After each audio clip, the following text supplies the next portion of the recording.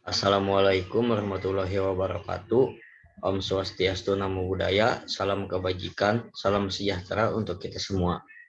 Pertama-tama kita panjatkan puji dan syukur atas nikmat yang Tuhan berikan kepada kita semua. Bapak Edi Nur Cahyadi, SE, MSI, yang saya hormati selaku dosen pengampu mata kuliah kepemimpinan dan teman-teman seperjuangan yang saya banggakan. Kami dari kelompok 7 mata kuliah kepemimpinan akan memaparkan dan menjelaskan tentang kepemimpinan Hitler. Baik, selanjutnya kami akan menampilkan cuplikan film dari Hitler, The Rise of Evil.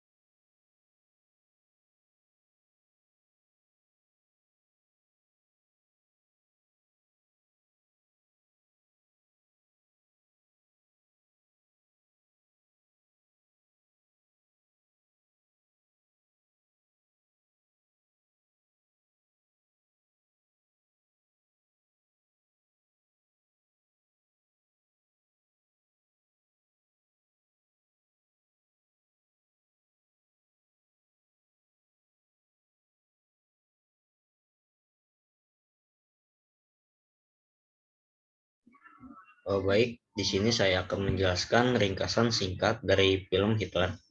Film ini menggambarkan kehidupan Adolf Hitler dari masa kanak-kanak hingga dewasa dan bagaimana ia menjadi begitu kuat. Ini menggambarkan masa kecilnya yang malang di Austria. Itu menggambarkan Perang Dunia I dari sudut pandangnya dan bagaimana ia menjadi orang terkuat di Jerman.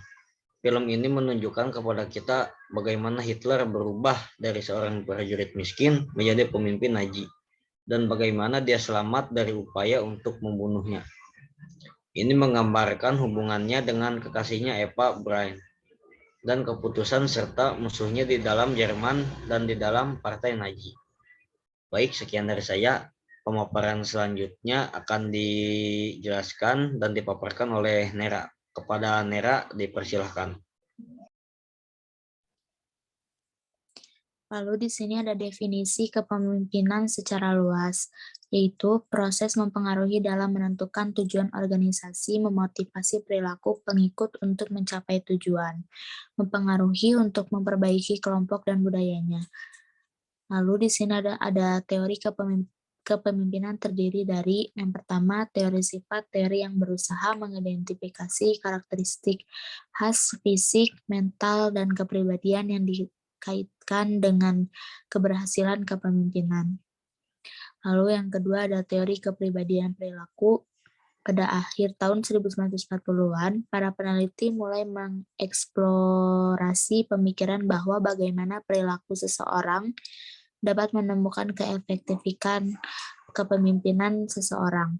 Lalu yang ketiga ada teori kepemimpinan situasional, yaitu suatu pendekatan terhadap kepemimpinan yang menyatakan bahwa pemimpin memahami perilakunya, sifat bawahannya, dan situasi sebelum menggunakan suatu gaya kepemimpinan tertentu. Lalu di sini ada model kepemimpinan terdiri dari model kepemimpinan kontingensi, yaitu model ini memiliki dalil bahwa prestasi kelompok tergantung pada interaksi antara kepemimpinan dan situasi yang mendukung. Kepemimpinan dilihat sebagai hubungan yang didasari kekuatan dan pengaruh. Lalu ada model partisipasi pemimpin atau Fromm dan Newton, suatu teori kepemimpinan yang memberikan seperangkat aturan untuk menentukan ragam dan banyaknya pengambilan keputusan partisipatif dalam situasi berlainan. Yang ketiga, model kepemimpinan jalur tujuan, yaitu atau PET Goal, menyatakan pentingnya pengaruh pemimpin terhadap persepsi bawahan mengenai tujuan kerja, tujuan pengembangan diri, dan jalur pencapaian tujuan. Next. Di sini ada mengembangkan keterampilan kepemimpinan. Dalam sejarah Adolf Hitler, dia mengembangkan keterampilan kepemimpinannya dengan berani mengkudeta pemerintah Jerman pada saat itu, di mana dari situ muncul sebuah tantangan untuk dapat menurunkan pemerintah dan dia yang akan berkuasa. Namun, jalannya tidak mudah karena dia berhasil ditahan. Sifat pantang menyerahnya menunjukkan keterampilan kepemimpinan seorang Adolf Hitler dengan terus berstrategi untuk bisa merebut kekuasaan. Dia akhirnya mengikuti kewenangan pemerintah dengan mengikuti pemilihan secara demokratis. Dari sini dia juga menunjukkan keterampilan kepemimpinannya dengan tidak bersikap memberontak setelah melakukan kesalahan. Dan akhirnya dari keterampilannya memiliki jiwa kepemimpinan, dia terpilih menjadi pemimpin Jerman.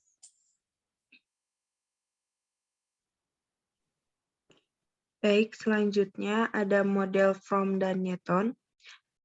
Partisipatif, pemimpin menanyakan pendapat dan gagasan, lalu mengambil keputusan sendiri. Keputusan militer besar, beliau mencerminkan kepemimpinan partisipatif. Sejarawan yang menilai kinerjanya setuju bahwa setelah awal yang kuat, ia semakin tidak fleksibel setelah 1941, sehingga ia menyanyiakan kekuatan militer yang dimiliki Jerman. Sejarawan Anthony Beevor berpendapat bahwa saat perang pecah, Hitler adalah pemimpin yang terinspirasi karena kejeniusannya terletak pada menilai kelemahan orang lain dan memanfaatkan kelemahan tersebut.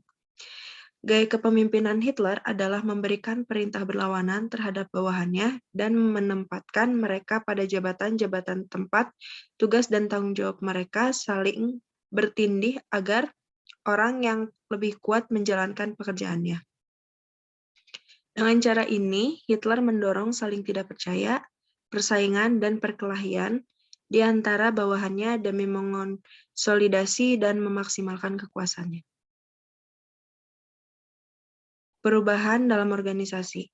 Dalam sejarah kepemimpinan seorang Adolf Hitler, dia merupakan seorang politisi yang berusaha merebut kepemimpinan Jerman pada kala itu dan berhasil menjadi pemimpin Jerman pada 2 Agustus 1933, di mana Adolf Hitler berusaha melawan pemerintah Jerman pada saat itu dengan mengkudetanya.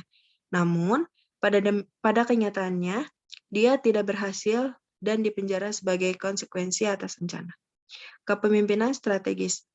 Dalam sejarah kepemimpinan, Adolf Hitler sebagai pemimpin Jerman, dia merupakan pemimpin yang berstrategi, mulai dari menjadi politisi Partai Nazi, bergabung dalam Partai Pekerja Jerman atau biasa disebut dengan NSDAP, bahkan menjadi ketua NSDAP pada tahun 1921, di mana strategi ini merupakan salah satu cara untuk memenangkan hati para rakyat Jerman dan memahami budaya orang Jerman.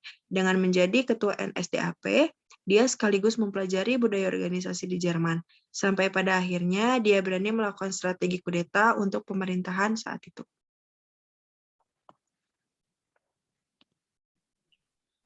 Baik, selanjutnya ada kepemimpinan etis. Führer Hitler atau Adolf Hitler dapat mempengaruhi perilaku etis warga Jermannya. Dia mampu membangun strategi untuk berkuasa menjadi pemimpin Jerman dengan ambisius yang dilakukan oleh Adolf Hitler untuk menjadi pemimpin Jerman. Dia memberikan motivasi kepada warganya untuk berani dan mau melawan. Adolf Hitler menjadi pemimpin yang berkarisma dengan keberaniannya dalam berstrategi politik dengan mempengaruhi masyarakat untuk mendukungnya.